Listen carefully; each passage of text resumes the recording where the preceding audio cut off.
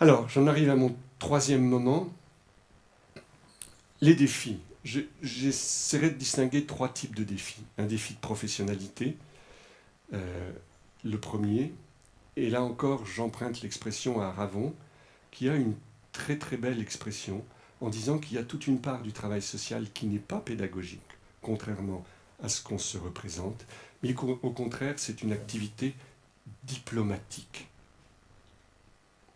C'est le terme qu'il utilise, et j'ai longuement discuté avec lui, et je trouve que c'est une expression très fine.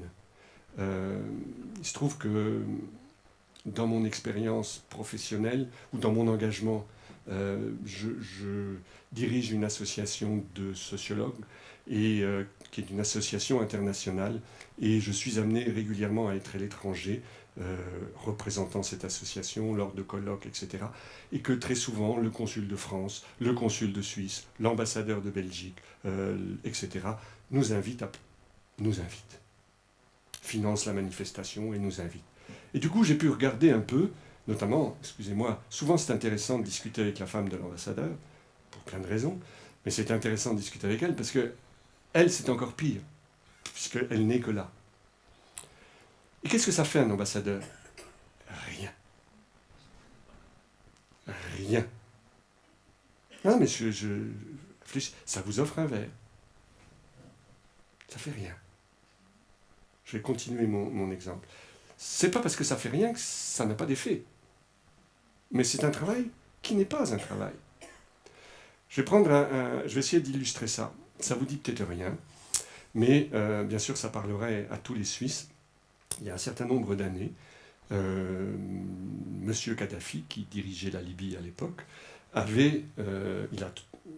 il avait des fils, dont un habitait Genève, avec sa femme. Peut-être vous connaissez cette histoire. Il s'est trouvé que le fils et la femme, je ne sais pas lequel des deux, probablement les deux, avaient des pratiques particulières avec le petit personnel, au point où l'État de Genève a porté plainte pour esclavage domestique contre le fils et la belle-fille Kadhafi. Et que le fils et la belle-fille Kadhafi ont été sanctionnés, pas grand-chose, mais ils ont été sanctionnés au titre d'esclavage domestique. Ce qui n'a pas fait plaisir à M. Kadhafi, père, qui a dit « Attention, je vais me fâcher ». Et il s'est fâché. Et il a pris deux ingénieurs suisses qui étaient en Libye, et il a dit « Je les garde tant que vous ne levez pas les sanctions sur mon fils. » Et ma belle-fille, parce qu'il avait l'esprit large. Et puis il y avait un type au milieu. C'était l'ambassadeur de Suisse en Libye. Et qu'est-ce qu'il a fait, l'ambassadeur de Suisse? Il n'a rien fait. Il n'a fait qu'une seule chose, faire tenir. S'il y avait, vous le savez, s'il y a rupture des relations diplomatiques, ça veut dire qu'on ne se parle plus. Et alors, si on ne se parle plus, il ne peut plus rien se passer. Tant qu'il y a des relations diplomatiques, même si M. Kadhafi faisait la mauvaise tête, ça peut encore s'arranger. Ça s'est arrangé, l'État de Genève a fini par plier dans l'intérêt de la Suisse et des deux ingénieurs. Ça s'est arrangé comme M. Kadhafi voulait. Mais ça s'est arrangé. Mais l'idée, c'est que dans un premier temps, le travail de l'ambassadeur, c'est ce qu'il fait quand il offre des petits fours, il entretient des relations. C'est son seul travail. Pourquoi il entretient des relations? Pour que quelque chose se passe. Et la thèse de Ravon est de dire, une grande partie du travail des travailleurs sociaux, c'est d'entretenir des relations avec les clients. Faire qu'il y ait de la relation. Parce que s'il n'y a plus de relation, il ne se passera plus rien. Le problème, c'est comment vous faites de la relation quand il n'y a pas d'objectif. Quand on fait de la relation pour la relation, comme l'ambassadeur, le seul objectif, c'était, il n'avait pas de solution, l'ambassadeur. Il voulait simplement que de la relation perdure pour que peut-être à un moment donné, ça décante, ça se réchauffe et qu'il se passe quelque chose. Bien, là, si vous voulez, l'idée, c'est pas le projet qui va faire tenir la relation. D'habitude, c'est le projet qui fait tenir les relations. On fait ensemble quelque chose. Et là, une jeune collègue genevoise, a trouvé le terme de pacte, Frédéric Giuliani, le terme de pacte. Dès lors, ce n'est pas un projet qui se construit entre le professionnel dans l'accompagnement palliatif et l'usager ou le client. Non, c'est un pacte. Et vous savez, les pactes, le pacte germano-soviétique, ça vous dit quelque chose. Ben, les pactes, ça tient aussi longtemps que ça tient. C'est révisable du jour au lendemain. Et l'objectif d'un pacte, c'est que, ben justement, ça maintient les relations de non-agression, par exemple, dans le cas germano-soviétique. Mais l'idée du pacte, c'est que ça se renouvelle en permanence. Le projet, ça ne se renouvelle pas. C'est le projet qui fait tenir. Le pacte, ça doit être renouvelé. Renouvelé pour que, pendant qu'il y a un pacte entre l'Allemagne et la Russie soviétique, il y avait des échanges commerciaux. Pendant ce temps-là, ça permettait à certains de masser leurs forces et à les reconstituer, etc. Il se passait quelque chose. Là, c'est à peu près la même idée. Tenir et faire tenir. Tenir la relation et faire tenir la personne dans cette situation pour que quelque chose puisse se passer après. C'est ça le travail diplomatique. La question, c'est comment on outille cela. Je n'ai pas de réponse, mais il me semble que c'est un des enjeux. Mais si on continue à simplement mettre sur le devant de la scène la dimension pédagogique, éducative du travail social, on met de côté cette dimension diplomatique qui semble, en tout cas, qui me semble être justement un préalable de toute activité pédagogique ou éducative. Et probablement, et c'est une hypothèse, c'est dans la codéfinition des situations que le pacte se construit. Parce qu'à partir du moment où je n'ai pas d'attente à imposer, pas de projet à vendre, ça veut dire que ce qui demeure entre nous, c'est uniquement la situation. Et cette situation problématique, eh bien, très certainement, c'est dans la définition de ce qui est problématique dans la situation que se construit le pacte et que se construit la possibilité du réchauffement. Qu'est-ce qui fait problème ? Et je ne peux pas le poser, il faut qu'on se mette d'accord sur le problème. Et, me semble-t-il, c'est dans cette dimension-là que le travail de diplomatique trouve son origine très certainement. Deuxième type de défi, un défi institutionnel.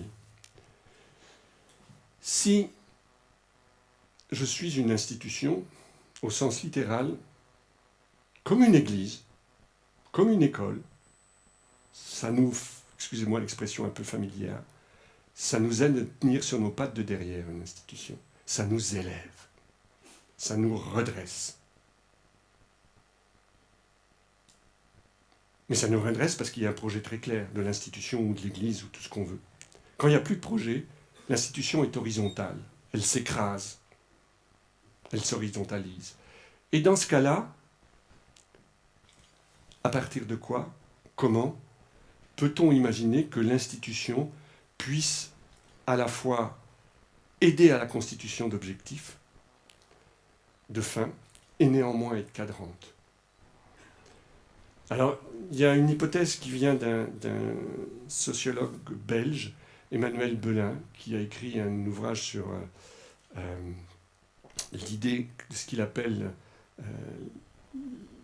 la bienveillance dispositive. Ce ne sont pas les individus qui sont bienveillants, ce ne sont pas les professionnels qui sont bienveillants, ce sont les institutions qui sont bienveillantes. Bienveillante, ça veut dire je ne veux rien. Mais par contre, je sécurise les expérimentations.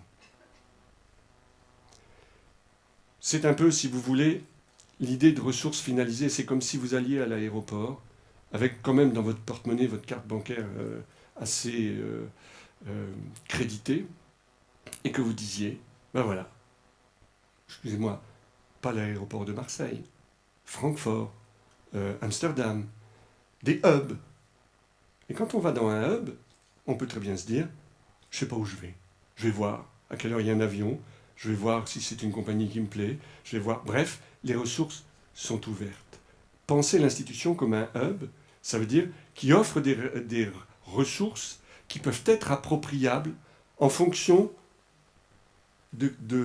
comment dirais-je, d'objectifs qui ne sont pas prédéterminés, qui ne sont pas prédéfinis. Des opportunités plus que des moyens.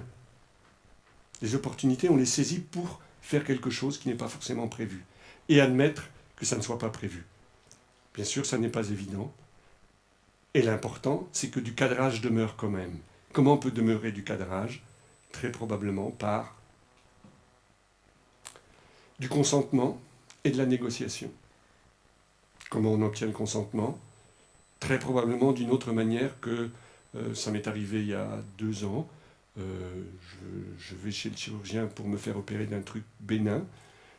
Puis voilà, il m'explique, on passe près d'1 heure, il m'a accordé du temps, m'expliquer comment on allait faire, comment il allait procéder. C'était technologie haute pointe, rien à dire. Puis à la fin, il me dit, vous lisez ça, puis vous signez en bas. Puis en bas, c'était marqué 0,01% de décès pendant l'opération. Bon, j'ai signé. C'est le consentement libre et éclairé que l'on doit avoir dans tous les cas. Mais sur le fond, j'étais ni libre ni éclairé. Bon, et bien là, il me semble que la question qui se pose, c'est comment obtenir, comme je le disais, des contraintes consenties. Parce que les contraintes sont des ressources, souvenez-vous des règles. Comment obtenir des contraintes consenties? Probablement par la négociation. Probablement par la participation. Probablement par le fait que l'institution tiendra ses promesses. Des promesses qui ne sont pas des futurs radieux, mais qui sont simplement des procédures respectées. Et puis, un défi politique, il me semble, et je conclurai là-dessus, que le défi politique, c'est bien sûr le gros problème. L'accompagnement palliatif, ça peut être une belle manière, alors j'ai trouvé la formule est jolie, d'institutionnalisation de la vie bonne à côté, mais une vie moindre. Autrement dit, créer des structures qui permettent une intégration relative, un peu moins, mais une intégration quand même. Bref, créer des conditions qui peuvent se retourner et qui sont difficilement défendables politiquement en tant que telles. Dès lors, il me semble que le défi qui se trouve posé, c'est comment sécuriser sans, alors on peut le dire comme on veut, sans stagnation, sans enfermement.